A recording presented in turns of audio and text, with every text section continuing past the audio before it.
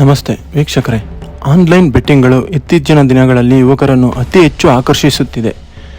ಆದರೆ ಇದರ ಪರಿಣಾಮಗಳು ಸಮಾಜಕ್ಕೆ ಮತ್ತು ವ್ಯಕ್ತಿಗೆ ತುಂಬಾ ಹಾನಿಕಾರಕವಾಗಿದೆ. ಮೊದಲು 100-200 ರೂಪಾಯಿಗಳಲ್ಲಿ ಆರಂಭವಾಗುವ ಈ ಬೆಟ್ಟಿಂಗ್ ದಿನಗಳು ಉರುಳಿದಂತೆ ಸಾವಿರ ಲಕ್ಷಗಳಲ್ಲಿ ಕೊನೆಯಾಗುತ್ತದೆ. ಬೆಟ್ಟಿಂಗ್ ಆಡುವ ವ್ಯಕ್ತಿಯು ಗೆಲುವಿನ ಭ್ರಮೆಯಲ್ಲಿ ತನ್ನ ಆರ್ಥಿಕತೆಯನ್ನು ಸ್ವಲ್ಪವಾಗಿಯೇ ನಿಧಾನವಾಗಿ ಕಳೆದುಕೊಳ್ಳುತ್ತಾ ಬರುತ್ತಾನೆ.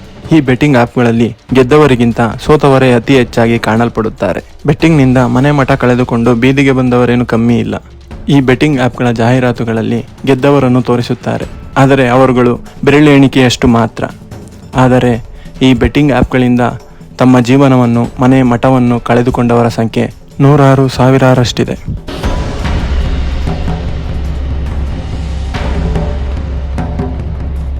ನಿರಂತರ ಸೋಲುಗಳಿಂದ ಮನಸ್ಸು ಕುಗ್ಗುವುದು, ಆತಂಕ, ಖಿನ್ನತೆ, ಆತ್ಮಹತ್ಯೆ ಯತ್ನಗಳಿಗೂ ಕಾರಣವಾಗುತ್ತದೆ. ನಿರಂತರ ಸೋಲು ಅಥವಾ ಹಣದ ನಷ್ಟದಿಂದ ಪತಿ ಪತ್ನಿ ಅಥವಾ ಪೋಷಕ ಮಕ್ಕಳ ನಡುವೆ ಜಗಳಗಳು ನಡೆಯುತ್ತವೆ. ಹಲವಾರು ಕುಟುಂಬಗಳು ಈ ಬೆಟ್ಟಿಂಗ್ ಆ್ಯಪ್ನಿಂದ ಚೂರು ಚೂರಾಗಿ ಬೀದಿಗೆ ಬಂದಿವೆ. ಯಾವುದೇ ವ್ಯಕ್ತಿಗೆ ಅವರ ಅಭ್ಯಾಸಗಳು ವ್ಯಸನವಾಗಿ ಮಾರ್ಪಟ್ಟರೆ ಅವರ ಮತ್ತು ಅವರ ಸುತ್ತಲಿನ ಜನಗಳ ಜೀವನವು ನರಕವಾಗಿ ಮಾರ್ಪಾಡಾಗುತ್ತದೆ.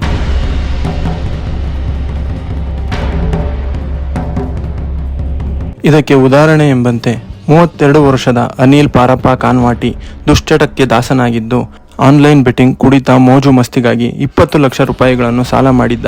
ಈ ಸಾಲವನ್ನು ತಂದೆ ಪಾರಪ್ಪ ಮಲ್ಲಪ್ಪ ಕಾನ್ವಾಟಿ ಮತ್ತು ತಾಯಿ ಶಾಂತಮ್ಮ ಪಾರಪ್ಪ ಕಾನ್ವಾಟಿ, ಸಹೋದರ ಬಸವರಾಜು ಕಾನ್ವಾಟಿ ಸೇರಿ ಈ ಸಾಲವನ್ನು ತೀರಿಸಿದ್ದರು. ಬಳಿಕ ಮತ್ತೆ 5 ಲಕ್ಷ ರೂಪಾಯಿಗಳನ್ನು ಕೇಳುತ್ತಿದ್ದ ಹಾಗೂ ತನಗೆ ಬರಬೇಕಾದ ತನ್ನ ಪಾಲಿನ ಆಸ್ತಿಯನ್ನು ನೀಡುವಂತೆ ದಿನನಿತ್ಯವೂ ಕುಡಿದು ಬಂದು ಜಗಳ ಮಾಡುತ್ತಿದ್ದ. ಒಂದು ವೇಳೆ ಆಸ್ತಿ ಕೊಟ್ಟರೆ ಮೋಜು ಮಸ್ತಿ, ಜೂಜು, ಬೆಟ್ಟಿಂಗ್ಗಳಿಗೆ ಆಸ್ತಿಯನ್ನು ಮಾರಿ ವ್ಯರ್ಥ ಮಾಡುತ್ತಾನೆಂದು ಅವನಿಗೆ ಆಸ್ತಿ ಕೊಟ್ಟಿರಲಿಲ್ಲ. ಮೊದಲು ಆತನಿಗೊಂದು ಮದುವೆ ಮಾಡಿ ಆನಂತರ ಆಸ್ತಿ ಕೊಡಲು ತಂದೆ, ತಾಯಿ ಹಾಗೂ ಸಹೋದರ ಮುಂದಾಗಿದ್ದರು. ಆದರೆ ಅನಿಲ್ ದಿನನಿತ್ಯ ಕುಡಿದು ಬಂದು ಜಗಳ ಮಾಡುವುದು, ಕಾಟ ಕೊಡುವುದು ಮಾತ್ರ ತಪ್ಪಿರಲಿಲ್ಲ. ಇನ್ನು ಅನಿಲ್ ಸಹೋದರ ಬಸವರಾಜು ಕಾನ್ವಾಟಿ ಒಬ್ಬ ಯೋಧ. ರಜೆಗೆಂದು ಊರಿಗೆ ಬಂದಿದ್ದ. ಆತನ ಜೊತೆಗೂ ಜಗಳ ಮಾಡಿದ್ದಾನೆ. ಆಸ್ತಿ ಕೊಡದಿದ್ದರೆ ಎಲ್ಲರನ್ನೂ ಸಾಯಿಸುತ್ತೇನೆ ಎಂದು ಕೊಲೆ ಬೆದರಿಕೆ ಹಾಕಿ ಸಿಕ್ಕ ವಸ್ತುಗಳಿಂದ 62 ವರ್ಷದ ತಂದೆ ಪರಪ್ಪ ಮಲ್ಲಪ್ಪ ಕಾನ್ವಾಟಿ ಹಾಗೂ 55 ವರ್ಷದ ತಾಯಿ ಶಾಂತಮ್ಮ ಪರಪ್ಪ ಕಾನ್ವಾಟಿ ಮೇಲೆ ಹಾಗೂ ಸಹೋದರ ಬಸವರಾಜು ಮೇಲೆ ಕೂಡ ಹಲ್ಲೆ ಯತ್ನ ಮಾಡಿದ್ದಾನೆ.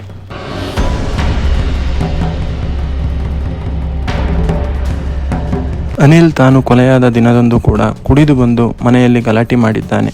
ಫ್ಯಾನ್ ವಿಚಾರವಾಗಿ ಮನೆಯಲ್ಲಿ ಮತ್ತೆ ಜಗಳವಾಡಿ ಸಹೋದರನ ಮಗಳಿಗೆ ಮಾರಣಾಂತಿಕ ಹಲ್ಲೆ ಮಾಡಲು ಯತ್ನಿಸಿದಾಗ ತಂದೆ, ತಾಯಿ ಹಾಗೂ ಸಹೋದರ ಸಿಟ್ಟಿಗೆದ್ದು ಕಣ್ಣಿಗೆ ಕಾರದ ಪುಡಿ ಎರಚಿ ಕುತ್ತಿಗೆಗೆ ಹಗ್ಗ ಬಿಗಿದು ಕೈ ಕಾಲುಗಳನ್ನು ಕಟ್ಟಿಹಾಕಿ ಕೊಲೆ ಮಾಡಿದ್ದಾರೆ.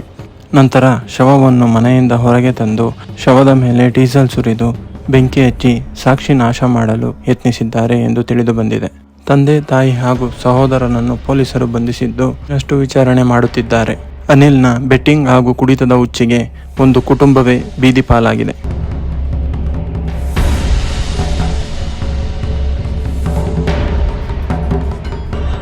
ನಿರಂತರ ಸೋಲುಗಳಿಂದ ಮನಸ್ಸು ಕುಗ್ಗುವುದು, ಆತಂಕ, ಖಿನ್ನತೆ, ಆತ್ಮಹತ್ಯೆ ಯತ್ನಗಳಿಗೂ ಕಾರಣವಾಗುತ್ತದೆ. ನಿರಂತರ ಸೋಲು ಅಥವಾ ಹಣದ ನಷ್ಟದಿಂದ ಪತಿ ಪತ್ನಿ ಅಥವಾ ಪೋಷಕ ಮಕ್ಕಳ ನಡುವೆ ಜಗಳಗಳು ನಡೆಯುತ್ತವೆ. ಹಲವಾರು ಕುಟುಂಬಗಳು ಈ ಬೆಟ್ಟಿಂಗ್ ಆ್ಯಪ್ನಿಂದ ಚೂರು ಚೂರಾಗಿ ಬೀದಿಗೆ ಬಂದಿವೆ. ಯಾವುದೇ ವ್ಯಕ್ತಿಗೆ ಅವರ ಅಭ್ಯಾಸಗಳು ವ್ಯಸನವಾಗಿ ಮಾರ್ಪಟ್ಟರೆ ಅವರ ಮತ್ತು ಅವರ ಸುತ್ತಲಿನ ಜನಗಳ ಜೀವನವು ನರಕವಾಗಿ ಮಾರ್ಪಾಡಾಗುತ್ತದೆ.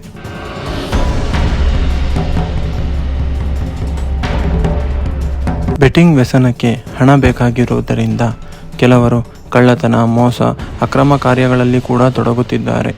ಇದು ಸಮಾಜದಲ್ಲಿ ಅಪರಾಧ ಹೆಚ್ಚಿಸುತ್ತಿದೆ. ವಿದ್ಯಾರ್ಥಿಗಳು ಬೆಟ್ಟಿಂಗ್ನಲ್ಲಿ ಸಮಯ ಹಾಗೂ ಹಣ ವ್ಯರ್ಥ ಮಾಡಿಕೊಳ್ಳುವುದರಿಂದ ಅಧ್ಯಯನ ಹಾಳಾಗುತ್ತದೆ. ಉದ್ಯೋಗದಲ್ಲಿರುವವರು ಕೆಲಸದ ಕಡೆ ಗಮನ ಕೊಡುವುದು ಕಡಿಮೆಯಾಗುತ್ತದೆ. ಈ ಬೆಟ್ಟಿಂಗ್ ವ್ಯಸನದಿಂದ ತಮ್ಮ ಜೀವನವಷ್ಟೇ ಅಲ್ಲ, ತಮ್ಮನ್ನು ನಂಬಿಕೊಂಡು ಬದುಕುತ್ತಿರುವ ಹೆಂಡತಿ ಮಕ್ಕಳ ಜೀವನಗಳು ಬೀದಿ ಪಾಲಾಗುತ್ತದೆ.